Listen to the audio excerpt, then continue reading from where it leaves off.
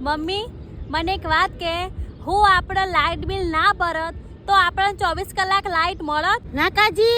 હારું હવે એમ કે આપણે લાઇટ બિલ ભરીએ છીએ તો હું આપણે 24 કલાક લાઇટ મળી રહે ના. અને જો આપણે પોણી વેળો ના ભરતા હોત તો આપણને 24 કલાકનું પોણી ચોખ્ખું મળત. ના કાજી. અને જો અત્યારે આપણે પોણી વેળો ભરીએ છીએ તો હું અત્યારે આપણે 24 કલાક ચોખ્ખું પોણી મળી રહે ના.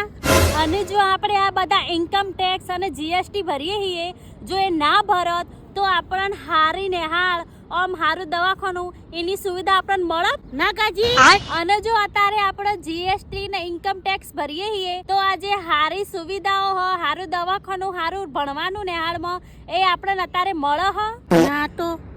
અને જો આપણે રોડ ટેક્સ ટોલ ટેક્સ આ બધું ના ભરત તો હું આપણને વગર ખાડાવાળો અને એકદમ મસ્ત રોડ મળી શકત. ના. અને જો આપણે રોડ ટેક્સ ટોલ ટેક્સ બધા ટેક્સો ભરીએ છીએ તો હું આપણને વગર ખાડાવાળો એકદમ મસ્ત રોડ મળી રહે.